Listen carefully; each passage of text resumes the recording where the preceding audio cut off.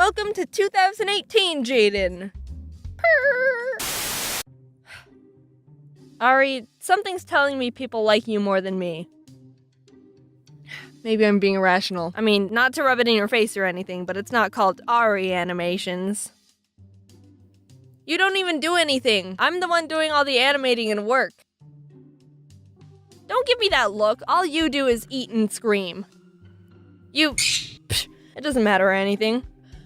Okay, I'm just gonna run a little experiment for research purposes. It's not a competition, just getting information. Doesn't hurt. Just a bit curious to see if I'm just overanalyzing the...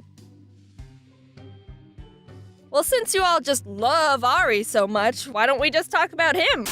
When I was living with my parents, my mom would come into my room and kiss me goodnight, and he would just stare at her. Who does this human think it is? I will end them.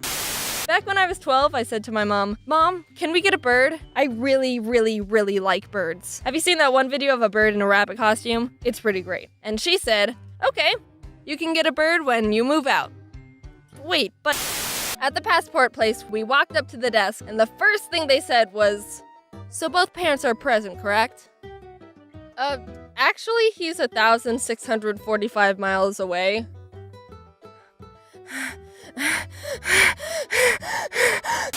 Mom suddenly realized that she forgot my dad's letter at the passport showing that both parents consent to us, the innocent, helpless, pathetic children, crossing the border. In the past, security always asks us to show that consent paper, so Mom couldn't even have a relaxing plane ride being stressed out of her mind that we would land and still couldn't pass the border. After all that, she didn't tell us she was worried because she was already doing a frickin' dang good job of hiding the weight of what was going on, so she held it in the entire flight. But she told us afterwards and we gave her a slow clap.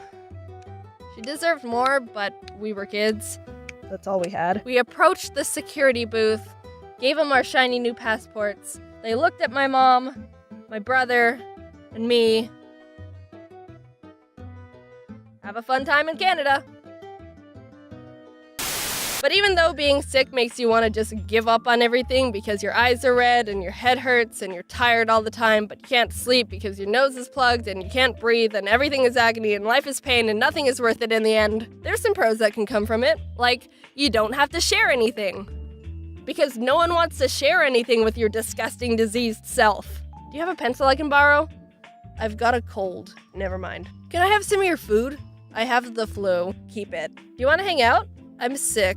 Oh, no, it's okay. We can just sick of your bullcrap. Ah! I was at a store checkout line one time and this guy got in queue behind me. I didn't think anything of it until I saw this river of bananas scroll up to the register. Imagine, so you know how grocery stores have their bananas on display and underneath the display sometimes there's more boxes of bananas? He had like 4 of those banana boxes, all laid out on the conveyor belt. I've never seen anyone buy that many bananas before. You know you have to eat all those in a certain amount of time, right? With the ethylene and all that. Is this your first time buying bananas? So my dad got the bag of chips, and normally my parents poured us bowls, but there wasn't much left, so he just gave me the whole bag and said, "Don't eat them all."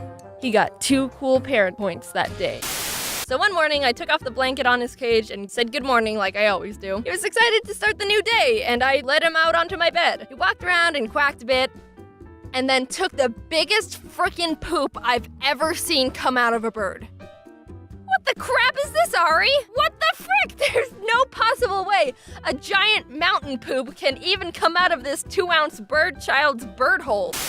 All right, now hold that squat. Ooh, feel that burn in those quads. I'm smiling and articulating everything perfectly, and I totally know you're panting like a dying animal over there. Don't think about that leftover pizza in the fridge. Looking at you, Brittany.